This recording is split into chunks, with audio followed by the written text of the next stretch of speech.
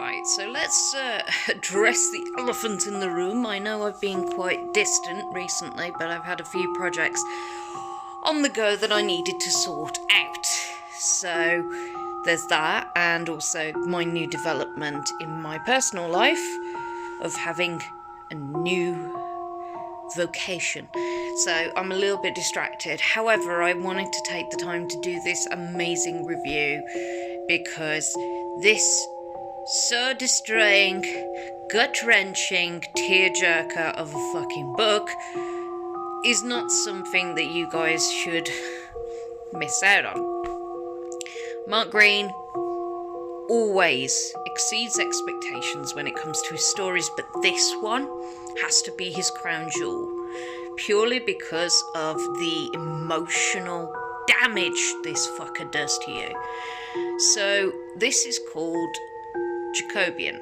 So Jacobian is based around a little boy called Edward Jacobian. We start with him in the beginning as a 14-year-old boy, and then we go back in time to understand this character and the life of pain, torture, and suffering that this poor bugger has gone through, because no child should ever have to go through what Edward goes through.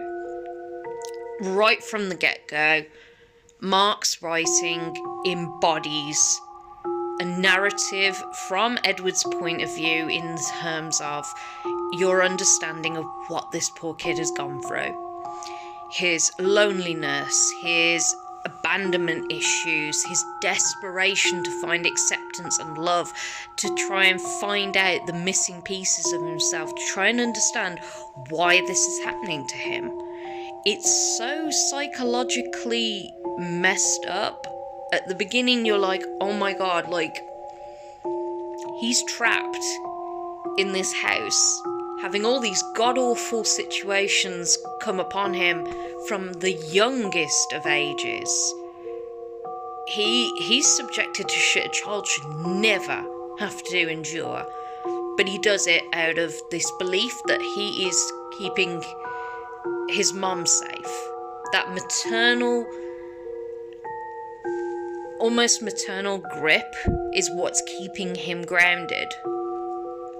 That belief that he is doing this so that his mother doesn't have to suffer. And in all honesty, it gets brutal. It gets so damn brutal.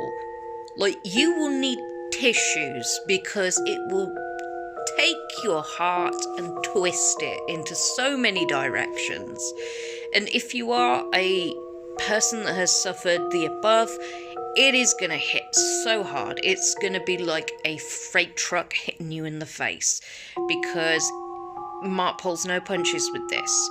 We know that Mark is very well versed when it comes to writing and telling a story. He's fantastic, even with delicate subjects, like, for example, he did with Birdsong with the aspects of dementia.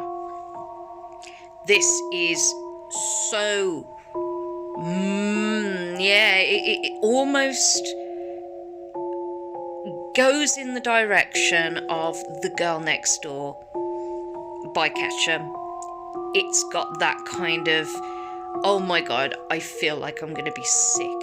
It is so twisted and brutal, and you feel in your soul for this kid. And he's trying to grip at any straw he can. He's trying to find any kind of semblance of belonging, any kind of understanding of why he has to suffer. He is calling out to the universe and deities of all creations to be saved. And that's when we get almost into very supernatural territory, mixed with almost a Lovely Bones vibe, which, if you think that his story is brutal as hell, wait until the nemesis steps into the story, and then you get more that will gut punch you so hard you'll feel like, it's dark, twisted, brutal, unbelievably soul-destroying, brilliantly beautiful writing, wonderful in the visual aspects of the horror and the gore, and the shock value is definitely there. And it's almost got a almost Hellraiser-y kind of vibe to it later on, which really kind of pulls the reader in. It's one of those kind of, you can't stop reading because you want to know what happens next, but you're dreading what will happen next because you already know everything that Edward's gone through, and you go, this cannot get any worse, and it just does. And just mark, like, this is a trigger warning, full on red neon light for anyone that has suffered any of the above. But it is, it's gonna stick with me, this story is, and there's some really poignant sentences in there that will stick with you too.